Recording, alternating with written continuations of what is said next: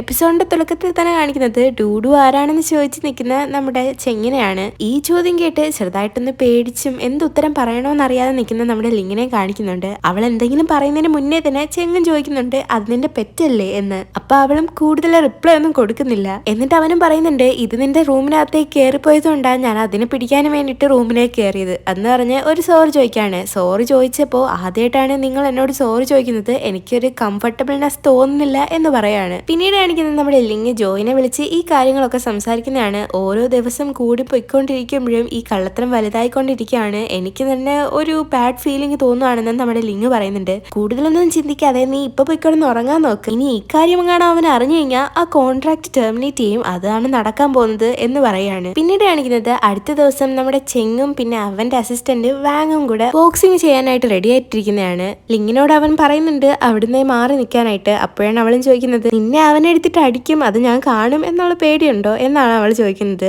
ഇത് കേട്ട അവനും നിന്നെ ഞാൻ രക്ഷിച്ചതെന്ന് നീ മറക്കണ്ട എന്ന് പറയാണ്. പിന്നീട് ബോക്സിംഗ് ഫൈറ്റ് സ്റ്റാർട്ട് ചെയ്യുകയും നമ്മുടെ ചെങ്ങ് അടിപൊളിയായിട്ട് തോറ്റു പോവുകയും ചെയ്യുകയാണ്. തോറ്റു കഴിഞ്ഞ ചെങ്ങ് നമ്മുടെ വാങ്ങിനോട് ചോദിക്കുന്നുണ്ട് നിനക്ക് എന്നെ എങ്ങനെ ഇങ്ങനെ എടുത്തിട്ട് അടിക്കാൻ തോന്നിയിടാ എന്ന് ചോദിക്കുമ്പോൾ അവനും പറയുന്നുണ്ട് ഇതൊരു കോമ്പറ്റീഷൻ ആണ്, ഓഫീസ് അല്ല എന്ന് പറയുമ്പോൾ ചെങ്ങും ശരി ഞാൻ ഔട്ടായി എന്ന് പറയാണ്. അങ്ങനെ ഇത് കഴിഞ്ഞതിന് ശേഷം നമ്മുടെ ചെങ്ങും ലിങ്ങും ഒരുമിച്ചിരിക്കുകയാണ്. അപ്പൊ നമ്മുടെ ലിങ് അവനോട് ചോദിക്കുന്നുണ്ട് അവൻ എത്ര നാളായിട്ട് നിന്റെ അസിസ്റ്റന്റ് ആണെന്ന്. അപ്പൊ അവനും പറയുന്നുണ്ട് 5 വർഷമായിട്ടെന്ന്. ഞാൻ എബ്രോഡ് ആയിരുന്നപ്പോ എന്റെ അമ്മ എന്നെ ബോക്സിംഗ് പഠിക്കാൻ വിട്ടിരുന്നു, അവിടുത്തെ കോച്ചിന്റെ അസിസ്റ്റന്റ് ആണ് വാങ്ങെന്നും അവൻ പറയാണ്. അപ്പോഴാണ് ചെങ്ങിനോട് അവള് ചോദിക്കുന്നത് ഇനി അഥവാ അവൻ നിന്റെ അമ്മയുടെ സ്പൈ വല്ലോ ആണോ എന്ന് ചോദിക്കുമ്പോൾ നമ്മുടെ ചെങ്ങ് പറയുന്നുണ്ട് നീ കൂടുതലൊന്നും ചിന്തിച്ചു കൂട്ടാതെ മിണ്ടാതിരിക്കാൻ പറയാണ്. ലിങ് അവനോട് പറയാണ് ഞാൻ നിന്റെ അസിസ്റ്റന്റ് ആണ്, നിന്നെ പറ്റിട്ട് ചിന്തിക്കാനുള്ളത് എന്റെ ജോബാണ്. അതേസമയം നമ്മുടെ വാങ് അവിടെ എത്തിയിട്ട് പറയാണ് ഞാൻ നിങ്ങളുടെ അമ്മയെ ഇന്നലെ കണ്ടിരുന്നു, ഞാൻ അവരുടെ അടുത്ത് ഒരു താങ്ക് യു പറഞ്ഞ് ഗുഡ് ബൈ പറഞ്ഞ് പോവാനാണെന്ന് വിചാരിച്ചിരുന്നത്, പക്ഷേ ഇപ്പൊ ഞാൻ ഡിസൈഡ് ചെയ്തിരിക്കുകയാണ് ഞാൻ ഇനി 1 വർഷം കൂടെ നിങ്ങളുടെ കൂടെ ജോലി ചെയ്യുമെന്ന്. നമ്മുടെ ചെങ്ങും അപ്പൊ ചോദിക്കുന്നുണ്ട് നിനക്ക് നിന്റെ ലൈഫില്ലേ, നിനക്ക്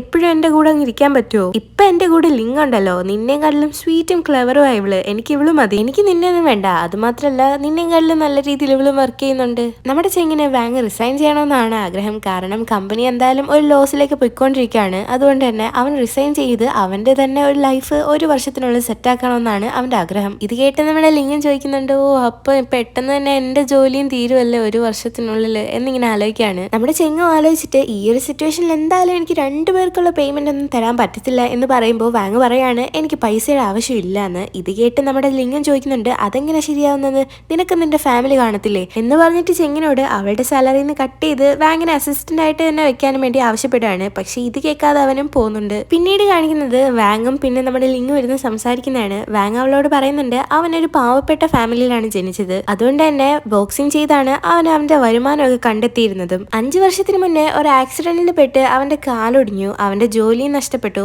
ആ സമയം നമ്മുടെ ചെങ്ങാണ് അവനെ സഹായിച്ചത്. ചെങ്ങും ആ സമയം കുറച്ച് കഷ്ടപ്പാടിലൊക്കെ ആയിരുന്നു, അവനും പാർട്ട് ടൈം ജോബൊക്കെ ചെയ്തായിരുന്നു ജീവിച്ചുകൊണ്ടിരുന്നതെന്നും അവൻ പറയുന്നുണ്ട്. ഇതേ സമയം നമ്മുടെ ചെങ്ങ അവിടെ എത്തിയിട്ട് ഇവിടെ ആരോ കുറച്ചു മുമ്പേ സാലറി കട്ട് ചെയ്യുന്നതിനെ പറ്റിയിട്ടൊക്കെ പറഞ്ഞായിരുന്നല്ലോ, അപ്പൊ കട്ട് ചെയ്യട്ടെ എന്ന് പറയുമ്പോ ഓഹോ അപ്പൊ നിങ്ങൾ രണ്ടെണ്ണം കൂടെ എന്നെ ട്രിക്ക് ചെയ്യുവാണല്ലേ എന്ന് നമ്മുടെ ലിംഗം ചോദിക്കുന്നത്. പിന്നീട് കാണിക്കുന്ന നമ്മുടെ ചെങ്ലി കമ്പനിയിലെ എല്ലാവരുമായിട്ടും മീറ്റിംഗ് വെച്ച് എങ്ങനെ ആ കമ്പനിയെ സക്സസിലേക്ക് കൊണ്ടുപോകാം എന്ന് ആലോചിക്കുന്നതാണ്. അങ്ങനെ എല്ലാം കഴിഞ്ഞ് തിരിച്ച് 2 പേരും വീട്ടിലേക്ക് നടന്നു വയ്ക്കൊണ്ടിരിക്കുമ്പോഴാണ് നമ്മുടെ ലിങ്ങിനോട് അവൻ പറയുന്നത് ഞാനൊരു ഇമ്പോർട്ടന്റ് ആയിട്ടുള്ള ഡോക്യുമെന്റ് മീറ്റിംഗ് റൂമിൽ വെച്ച് മറന്നു പോയിട്ടുണ്ട്, നീ തിരിച്ചു എന്നൊന്ന് എടുക്കണം, അവിടെ എന്തായാലും മൈക്കിൾ കാണും എന്ന് പറയാണ്. അങ്ങനെ ലിംഗം മീറ്റിംഗ് റൂമിലെത്തി ആ ഡോക്യുമെന്റ് എടുക്കാൻ പോകുമ്പോഴാണ് അവിടെ മൈക്കിളിനെ കാണുന്നത്. മൈക്കിൾ ടേബിളിന്റെ മുകളിലിരുന്ന് നല്ല രീതിയിൽ കുടിച്ചോണ്ടിരിക്കുകയാണ്. മൈക്കിളിനെ ആദ്യമായിട്ടാണ് ഇങ്ങനെ കാണുന്നത്, അതുകൊണ്ട് തന്നെ അവള് നല്ല രീതിയിൽ പേടിക്കുന്നുണ്ട്. ആദ്യമേ നമ്മുടെ ലിംഗം പേടിക്കുന്നുണ്ടെങ്കിലും പിന്നെ കാണിക്കുന്ന രംഗത്തില് 2 പേരും ഒരുമിച്ചിരുന്ന് അടിക്കുന്നതാണ് കാണിക്കുന്നത്. 2 പേരും തമ്മിൽ കമ്പനി അടിച്ച് നല്ല രീതിയിൽ കുടിച്ചോണ്ടിരിക്കുകയാണ്. 2 പേരുടെയും ജീവിതത്തിലെ പ്രശ്നങ്ങളും അവൾ തുറന്നു പറയുന്നുണ്ട്. അങ്ങനെ ഇതിന്റെ ഇടയിൽ നമ്മുടെ ലിങ്ങിന്റെ വായിന്ന് അവളുടെ മകനെ പറ്റിയിട്ടുള്ള കാര്യം അറിയാതെ വീണു പോകുന്നുണ്ട്.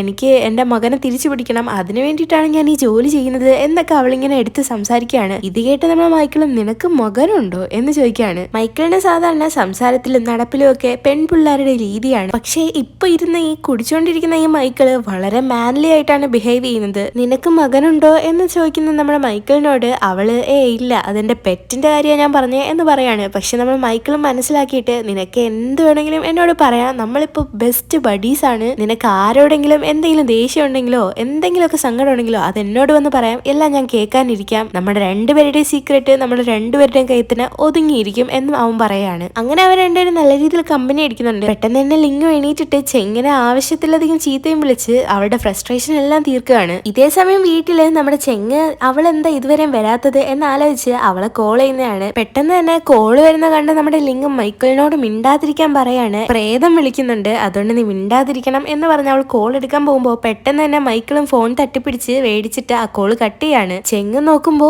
ഓഹോ ഇവക്ക് എത്ര ധൈര്യമുണ്ട് എന്റെ കോള് കട്ട് ചെയ്യാൻ എന്ന് ആലോചിക്കാണ്. പിന്നീട് കാണിക്കുന്നത് നമ്മുടെ ലിംഗ് വീട്ടിലെത്തിയിട്ട് കഥവിന്റെ ഫ്രണ്ടിൽ കിടന്ന് നല്ല രീതിയിൽ ഉറക്ക കരയുന്നതാണ്. ഡോറ് തുറ എന്ന് പറഞ്ഞ്. പക്ഷെ നമ്മുടെ ചെങ്ങാണെങ്കിൽ ഇതൊക്കെ കേട്ടിട്ട് മൈൻഡ് ചെയ്യുന്നതേ ഇല്ല. ചെങ്ങിനെയും സൊസൈറ്റിയുടെ സെക്യൂരിറ്റി ഗാർഡ് ഫോണിൽ വിളിച്ച് പുറത്തേക്ക് ഇറങ്ങി വരാൻ വേണ്ടിയിട്ട് ആവശ്യപ്പെടുകയാണ്. അങ്ങനെ പുറത്തു വന്ന ചെങ്ങിനോട് സെക്യൂരിറ്റിയും പറയുന്നുണ്ട് നെയ്ബേഴ്സ് എല്ലാരും കംപ്ലൈന്റ് പറയാണ്, കപ്പിൾസ് തമ്മിൽ വഴക്കൊക്കെ ഉണ്ടാകും, പക്ഷേ അത് ഇപ്പോഴല്ല തീർക്കേണ്ടുന്നത്, നിങ്ങൾ സംസാരിച്ച് തീർക്കണം, അവളെ നല്ല രീതിയിൽ ട്രീറ്റ് ചെയ്യുക എന്ന് പറഞ്ഞ് അവളെ കൊണ്ടുപോകാനായിട്ട് ആവശ്യപ്പെടുകയാണ്. ഒരു സോറിയും ചോദിച്ച് അവൻ അവളെ എടുത്തോണ്ടും പോകുന്നുണ്ട്. അടുത്ത ദിവസം രാവിലെ നമ്മുടെ ലിംഗ് ആണെങ്കിൽ ഉറക്കം എണീറ്റ് നോക്കുമ്പോൾ അവള് കിടക്കുന്നത് നമ്മുടെ ചെങ്ങിന്റെ റൂമിലാണ്. അവൾ ഇവിടെ എന്താ ചെയ്യുന്നതെന്ന് സ്വന്തമായിട്ട് ആലോചിച്ച് നോക്കുമ്പോൾ ഒന്നും തന്നെ ഓർമ്മ വരുന്നില്ല. പെട്ടെന്ന് തന്നെ ഓടിപ്പോയി പുറത്തിറങ്ങി നോക്കുമ്പോൾ നമ്മുടെ ചെങ്ങ് സോഫയിൽ കിടന്ന് ഞെരിപിരി കൊള്ളുന്നതും അവൾ കാണുന്നുണ്ട്. എന്നിട്ട് ഒന്ന് നല്ല രീതിയിൽ ചിന്തിച്ചു നോക്കാണ് ഇന്നലെ എന്ത് സംഭവിച്ചതെന്ന്. അപ്പോഴാണ് ഇന്നലെ രാത്രിയിലത്തെ കാര്യം അവൾക്ക് ഓർമ്മ വരുന്നത്. അവളും രാത്രിയിൽ ഓടി വന്ന് നമ്മുടെ ചെങ്ങിന്റെ റൂമിൽ കയറിയിട്ട് ഞാനാണ് ഇവിടുത്തെ രാജ്ഞി,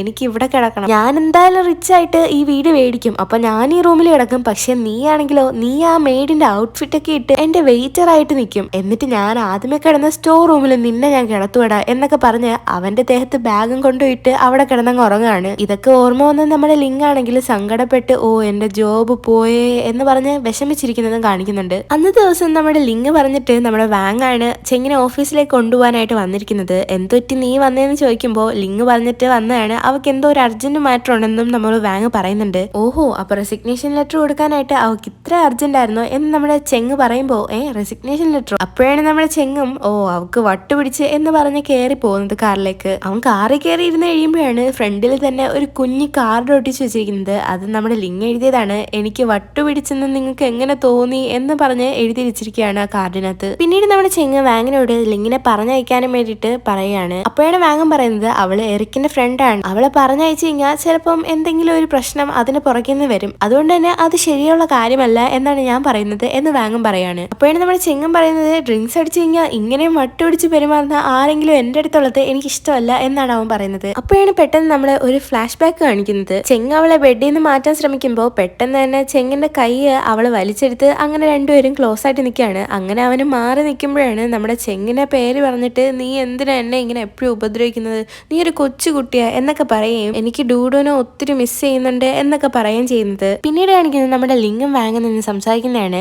നമ്മുടെ ലിംഗം അവനോട് അവളെ പിരിച്ചു കിട്ടോന്ന് ചോദിക്കുമ്പോൾ അവൻ പറയുന്നുണ്ട് എനിക്ക് നിന്റെ കാര്യം അറിയത്തില്ല, പക്ഷെ എന്തായാലും ഞാനിപ്പോൾ എൻ്റെ റെസിഗ്നേഷനിൽ വർക്ക് ചെയ്തോണ്ടിരിക്കുകയാണ്, 1 മാസത്തിനുള്ളിൽ ഞാൻ പോകും എന്ന് പറയാണ്. അത് മാത്രമല്ല എനിക്ക് ഒരു കാര്യം കൂടെ പറയാനുണ്ട്, നീ മാത്രമാണ് ചെങ്ങിന്റെ ട്രസ്റ്റ് പെട്ടെന്ന് തന്നെ നേടിയെടുത്തൊരു വ്യക്തി. പിന്നീട് കാണിക്കുന്ന രംഗത്തില് നമ്മുടെ ലിംഗ് ആണെങ്കിൽ ചെങ്ങിനെ സമാധാനിപ്പിക്കാൻ വേണ്ടിയിട്ട് അവന്റെ ഫേവറേറ്റ് കോഫി ഒക്കെ ആയിട്ട് നിൽക്കുന്നതാണ്. ചെങ്ങും വന്നിട്ട് എനിക്ക് നിന്റെ ഫേസ് കാണേ വേണ്ട എന്ന് പറഞ്ഞ് അവിടെ നിന്ന് കോഫിയും മേടിച്ചോണ്ട് പോവാണ്. പിന്നെ കാണിക്കുന്ന രംഗത്തിൽ മുഴുവനും നമ്മുടെ ലിംഗ് ആണെങ്കിൽ ഒരു മാസ്ക് ഒക്കെ ഇട്ട് റെഡി ആയിട്ടിരിക്കുന്ന കാണിക്കുന്നുണ്ട്. പിന്നീട് കാണിക്കുന്നത് എറിക്കിന്റെ അസിസ്റ്റന്റ് പീറ്റർ നമ്മുടെ ചെങ്ങിന്റെ അമ്മയെടുത്ത് ജോലിക്ക് വേണ്ടി വന്നിരിക്കുന്നതാണ്. എറിക്കിന്റെയും ചെങ്ങിന്റെയും ബിസിനസിനെ പറ്റിയിട്ടുള്ള എല്ലാ കാര്യങ്ങളും പീറ്റർ നമ്മുടെ ചെങ്ലിയുടെ അമ്മയ്ക്ക് ലീക്ക് ചെയ്ത് കൊടുത്തിട്ടുണ്ട്. പക്ഷേ എന്നിട്ടും ചെങ്ലിയുടെ അമ്മ ഇപ്പൊ അവന് ജോലി കൊടുക്കുന്നില്ല. കാരണം അവർക്കറിയാം പീറ്റർ ഗേൾസിൽ നിന്നും അഡ്വാൻറ്റേജ് എടുക്കുമെന്നും അവരെ ഹറാസ് ചെയ്യുന്നു. അതുകൊണ്ട് തന്നെ അവരുടെ കമ്പനിയിലെ വുമൺ സ്റ്റാഫ്സിന്റെ ഒക്കെ സേഫ്റ്റിക്ക് വേണ്ടിയിട്ട് അവര് ഇങ്ങനെ ഒരു വ്യക്തിയെ അവിടെ ജോലിക്ക് കൊടുക്കുന്നില്ല. പിന്നീട് കാണിക്കുന്നത് നമ്മുടെ ചെങ്ങും എറിക്കും കൂടെ ബോക്സിംഗ് പ്രാക്ടീസ് ചെയ്യുന്നതാണ്. അതിനുശേഷം അവർ രണ്ടുപേരും സംസാരിക്കുന്നുണ്ട്. പീറ്ററാണ് എന്റെ അമ്മയ്ക്ക് എല്ലാ ഇൻഫർമേഷനും ലീക്ക് ചെയ്ത് കൊടുക്കുന്നത്. അവൻ അത് മാത്രമല്ല ചെയ്തത്,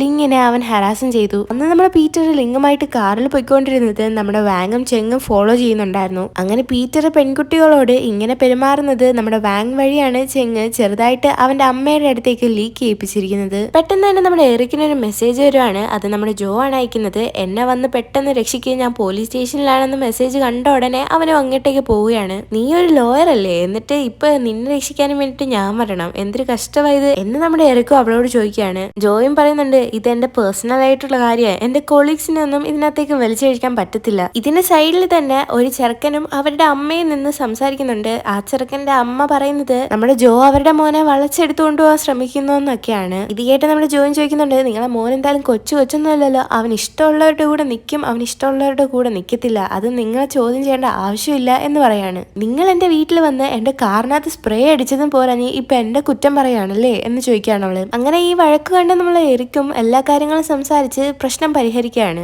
അങ്ങനെ തിരിച്ചു പോകുന്ന വഴിക്ക് നമ്മുടെ എറിക്ക് അവളോട് പറയുന്നുണ്ട്, ഇങ്ങനത്തെ കാര്യങ്ങളിൽ ഇനി പ്ലീസ് എന്നെ ഹെൽപ്പിന് വിളിക്കരുത് എന്ന് പറയാണ്. അപ്പോഴാണ് അവളും ചോദിക്കുന്നത്, നമ്മൾ രണ്ടുപേരും ഫ്രണ്ട്സ് അല്ലേ, അപ്പൊ നമ്മുടെ ഇടയിൽ എന്താണ് സീക്രട്ട്? ഇത് കേട്ട് അവനും പറയുന്നുണ്ട്, എനിക്ക് എന്റേതായ പേഴ്സണൽ മാറ്റേഴ്സ് ഉണ്ട്, നിനക്ക് നിന്റേതായതും, നമ്മൾ തമ്മിൽ സീക്രട്സ് വേണം, എല്ലാം എന്ന് തുറന്നു പറയേണ്ട ആവശ്യമില്ല എന്ന് പറഞ്ഞ് അവൻ പോകുമ്പോ പെട്ടെന്ന് തന്നെ ഇപ്പൊ നിനക്ക് എന്ത് പറ്റി എന്ന് ചോദിക്കുകയാണ് അവളും. അപ്പോഴാണ് അവനും പറയുന്നത്, നമ്മൾ തമ്മിൽ ഫ്രണ്ട്സ് ഒക്കെയാണ്, പക്ഷെ ഒരു കാര്യമുണ്ട്, ഞാനൊരാണും നീ ഒരു പെണ്ണുമാ, അതുകൊണ്ട് നമ്മളൊരു ഡിസ്റ്റൻസ് കീപ്പ് ചെയ്യണം എന്ന് പറഞ്ഞ് അവൻ അവിടുന്ന് പോവുകയാണ്. നമ്മള് ജോ ആണെങ്കിൽ വീട്ടിൽ വന്നിട്ട് അവളുടെ ഫ്രസ്ട്രേഷനും അവനോടുള്ള ദേഷ്യവും എല്ലാം ഒരു തലങ്ങണിയോട് തീർക്കുവാണ്. പിന്നീട് കാണിക്കുന്നത് നമ്മുടെ ചെങ്ങ് എപ്പോഴും ലിങ്ങിനെ അവോയ്ഡ് ചെയ്തുകൊണ്ടിരിക്കുന്നതാണ്. ഈ വിഷമൊക്കെ നമ്മുടെ ലിങ് ജോയോട് വന്ന് പറയാണ്. അപ്പോഴാണ് നമ്മുടെ ജോയും പറയുന്നത്, നീ ഒരു കാര്യം ചെയ്യാ, ജോലി അങ്ങ് വിട്ട് കളഞ്ഞേക്ക്, വേറൊന്നും ചിന്തിക്കാനില്ലല്ലോ എന്ന് പറയാണ്. അപ്പോഴാണ് അവളും പറയുന്നത്, ചെങ്ലി നല്ലതാണ്, പക്ഷെ അത് മറ്റുള്ളവരോട്, എന്റെ അടുത്തല്ല. പിന്നീട് കാണിക്കുന്നത് രാത്രിയിൽ മഴ പെയ്യുന്നുണ്ട്, ലൈറ്റൊക്കെ മിന്നി മിന്നി നിൽക്കാണ്. അങ്ങനെ പെട്ടെന്ന് കറണ്ട് പോകുമ്പോ നമ്മുടെ ലിങ്ങിനെ അവന്റെ റൂമിലേക്ക് വിളിപ്പിക്കുകയാണ് നമ്മുടെ ചെങ്ങ്. പെട്ടെന്ന് തന്നെ ലിങ് അവന്റെ റൂമിലേക്ക് ഓടിപ്പോയി നോക്കുമ്പോ ചെങ്ങ് താഴെ വീണ് അവന്റെ കൈ മുറിഞ്ഞു കിടക്കുന്നതാണ് കാണിക്കുന്നത്. ഇത് കണ്ട് ഞെട്ടി നിൽക്കുന്ന നമ്മുടെ ലിങ്ങിനോട് അവൻ മെഡിസിൻസ് എടുത്ത് കൊടുക്കാൻ പറയുമ്പോ അവൾ അങ്ങനെ മെഡിസിൻസ് എടുത്ത് കൊടുക്കുന്നു. എന്നിട്ട് അവന്റെ മുറിവ് അവൾ മരുന്ന് വെച്ച് കെട്ടിയിട്ട് ചോദിക്കുന്നുണ്ട്, നീ ഓക്കെ ആണോന്ന്. പെട്ടെന്ന് അവനൊരു ഫ്ലാഷ് ബാക്ക് ഓർമ്മ വരികയാണ്. നമ്മുടെ ചെങ്ങ് ഇതേ ഒരു സിറ്റുവേഷനിൽ കിടക്കുകയാണ്. അപ്പോഴാണ് പെട്ടെന്ന് അവന്റെ അടുത്തേക്ക് ഒരു പെൺകുട്ടി ഓടി വന്നിട്ട്